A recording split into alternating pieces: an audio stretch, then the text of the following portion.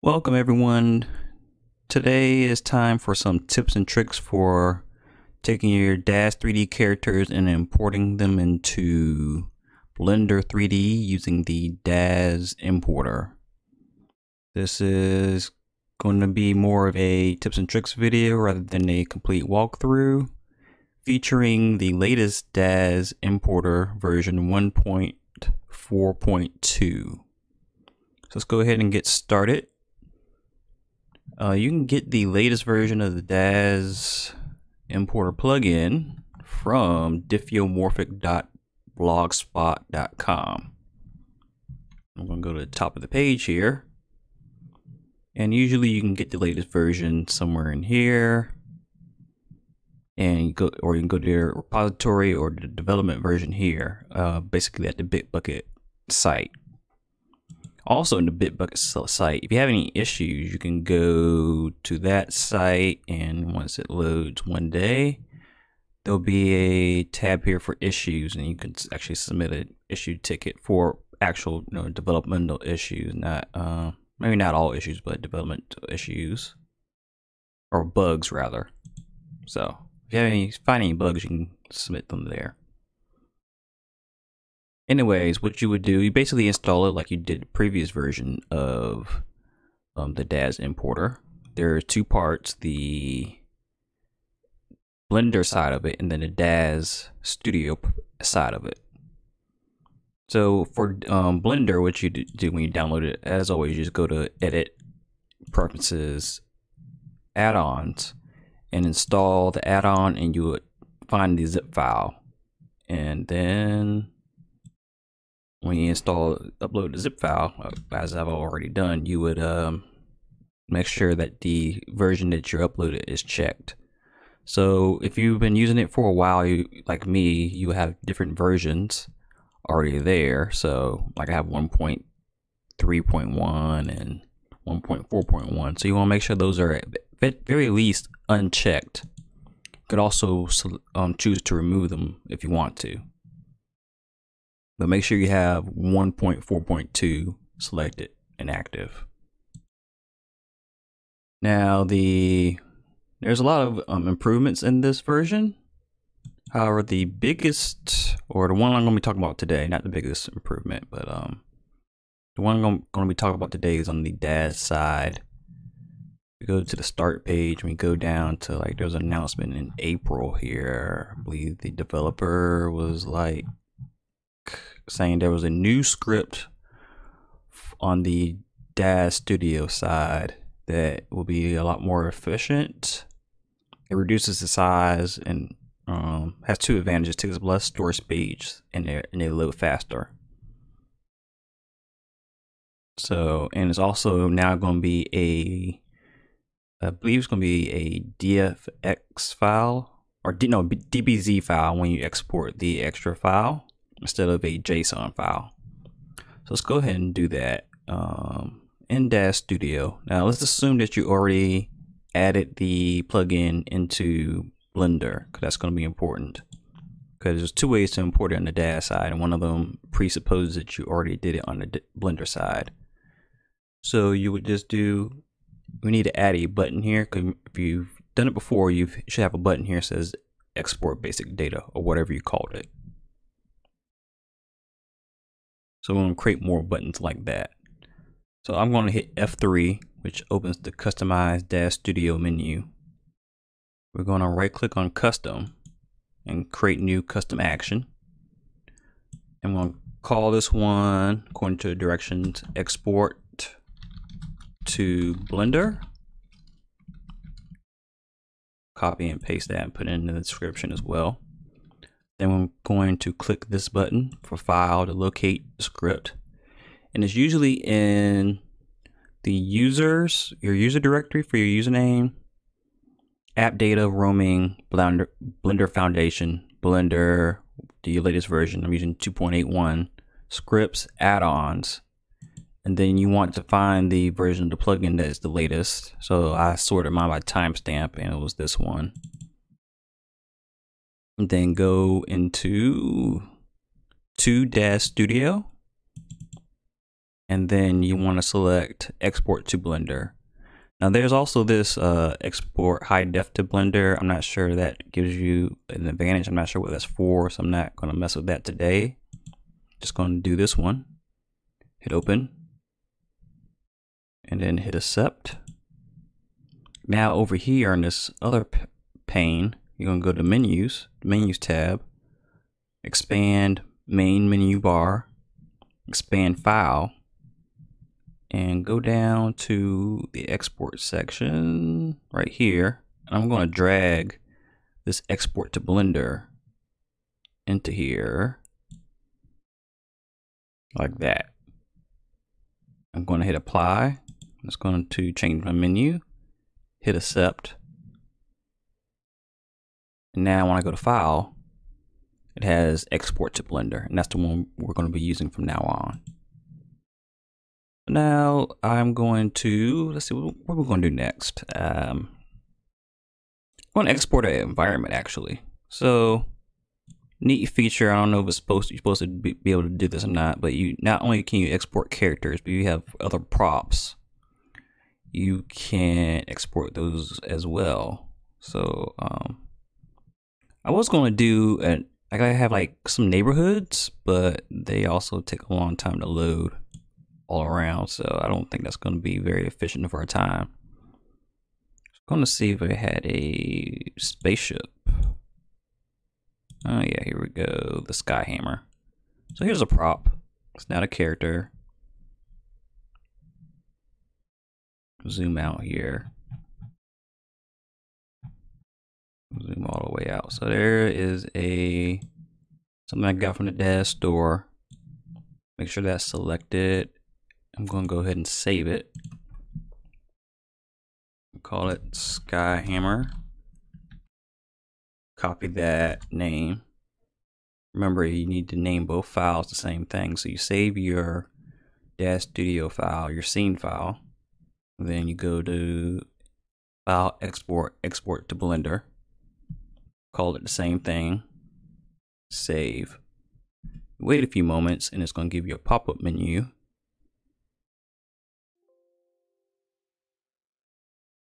That's been saved. Now in Blender, I'm going to delete the default cube and just hit N for this menu and go to the Daz part. Make sure it's version 1.4.2. Import Daz file. Let's go to where we saved it. Skyhammer. You can select either one of these files. And now we see we're looking for a DBZ. I think it will still work for legacy JSON files, but it's looking for a DBZ file to be in the same directory, named the same thing. You won't see it here, but as long as it's there, that's fine. Let's see. One thing I saw on the website is even in Eevee, one of the best things to do for your opaque materials, instead of leaving it on Eevee, go ahead and change it to BSDF, and then refraction or refractive materials. I think that's what it says. Your refractive materials, the best material for the look is going to be guess. Then volumetric, I just left it on volumetric. This is a new feature actually. That last one. So hit import Daz file, and after a few moments, it will import the spaceship.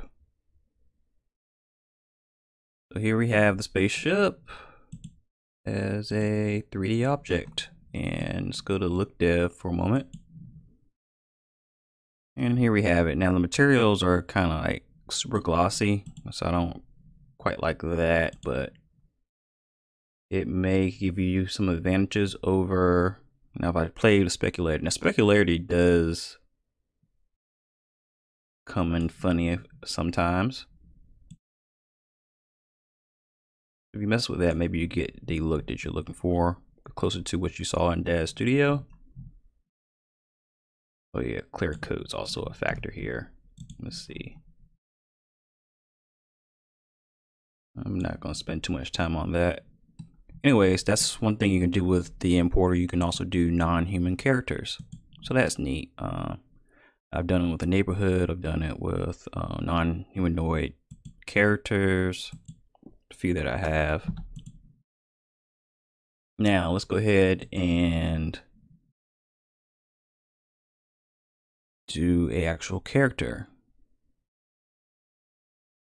Here we go. Here I am. This is a character based on me. And I did that using the face transfer plugin, which is available in the Daz store. You can see my tutorial on that. I might be doing a follow-up tutorial on that in the future.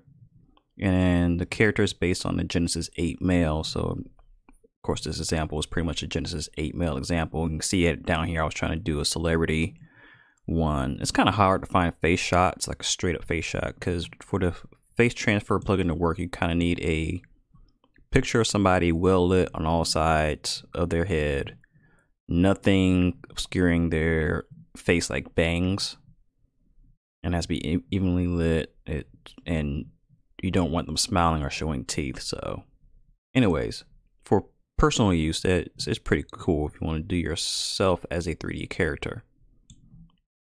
But moving right along, let's go ahead and make sure we saved our scene. And then I'm going to export a file, the DXF file, or DBZ file, I'm sorry. It's the same name and the same directory. Wait a few moments.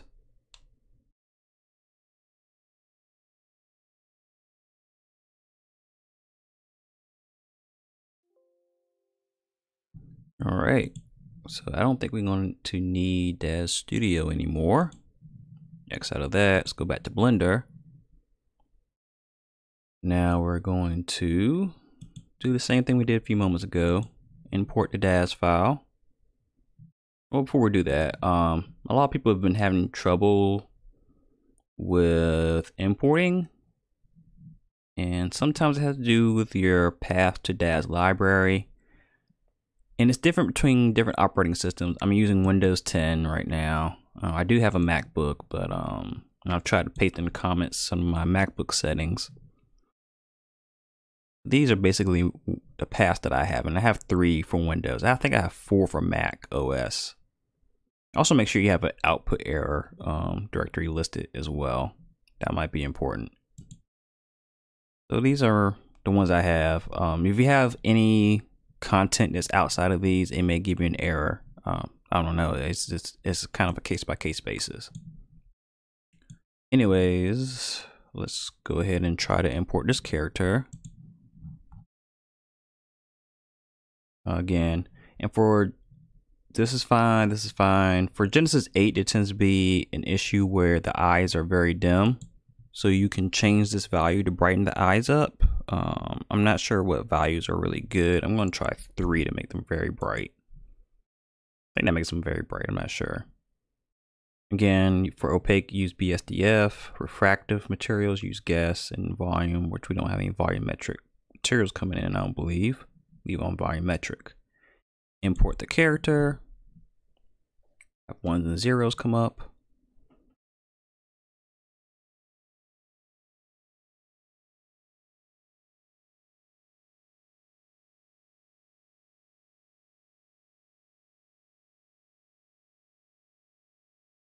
All right, here is our character. You know, the first thing I always do is combine the armatures, because basically every shape has its own armature. Like the clothing has its own armature. You know, that just happened to, yeah. Like the shirt has its own armature, pants have its own armature, eyelashes, hair.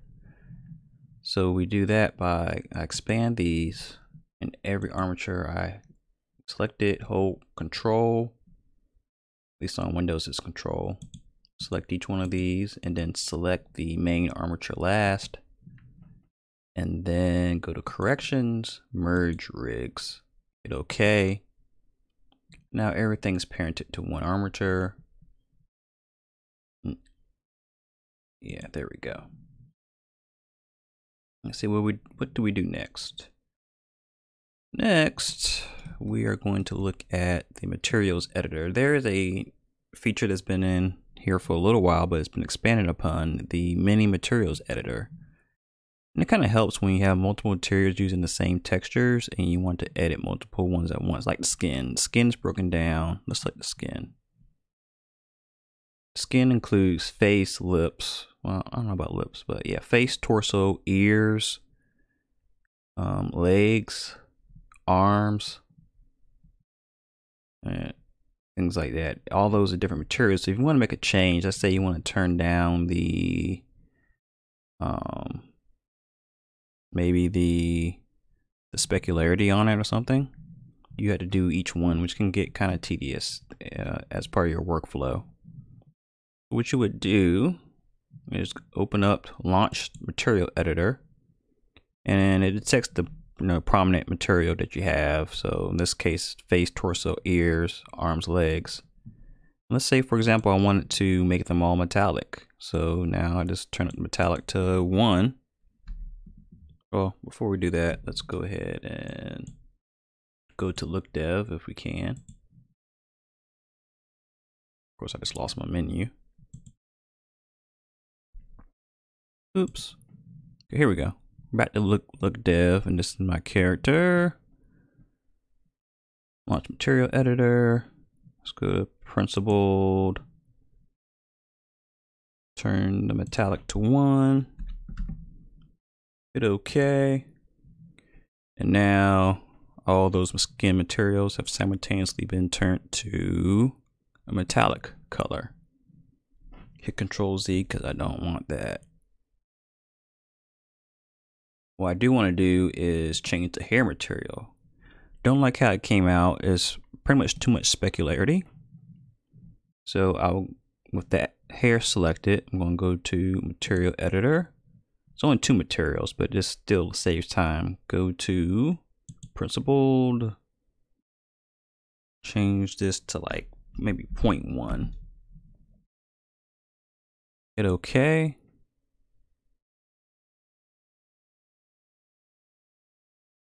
And now that looks a lot better, a lot closer to the original material. Unfortunately, some things aren't quite editable, at least as far as I can tell in this. And one thing is the alpha channel. Now the eye moisture material needs to have the alpha level lowered. Oh, that doesn't look good. Let me back up here. There we go. And I just need to lower this to like 0.1 or something like that, maybe 0.2, and then you start to be able to see the eyes a little bit better. And also go up to sometimes cornea help. No, that was cornea. Interesting. And I'm going to lower the eye moisture a little bit. That usually gives me the look that I want. Alright, so that is the gist of the material editor. That can be pretty helpful, and I know it can do more than that, but that by itself is very, very helpful.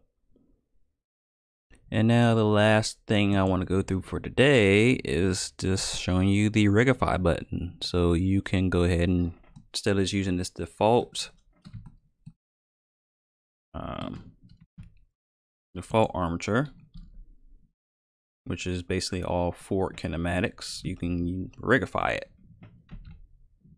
So simply stated, you go to finishing with the armature selected and you hit convert to Regify. And after a few moments, you have the Regify rig applied to your character. It would go, if you have that, you can do just the meta rig, then go to Regify, but the convert to Regify does both steps. Alright, so it puts us in pose mode and we have a Regified rig. So I'm choosing the torso here and hit GZ, and we see it's already in inverse kinematics. because the feet and hands are planted and they don't move until we move them. Now, what I don't like is that the IK stretchability on each limb is up. So I always like to turn that down for more realism. Turn all these IK stretches down to 0.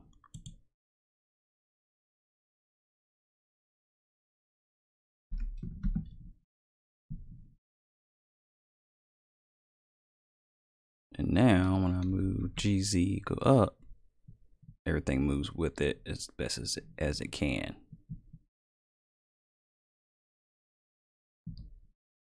And so that's pretty much it. If you've been following my other videos, this is basically an update to those, showing the latest version of the importer. You know, as always, especially if you're having problems with where you're at now, make sure you update to the latest one, because it may very well resolve your issue, whether it's importing, whether it's the materials, whether it's rigging, or what have you. The latest one may actually make your experience a lot better. Definitely stay tuned for more videos like this, importing your characters from Daz to Blender and other Blender tutorials. Definitely subscribe, comment below with your experiences, and definitely give that face transfer tutorial a watch. I think that'd be pretty fun. Make sure you catch that plugin on sale in Daz Studio. I'm not sure when it's going to be on sale again, but it does. Got mine for like $10. Anyways, thanks for watching. Have a blessed day.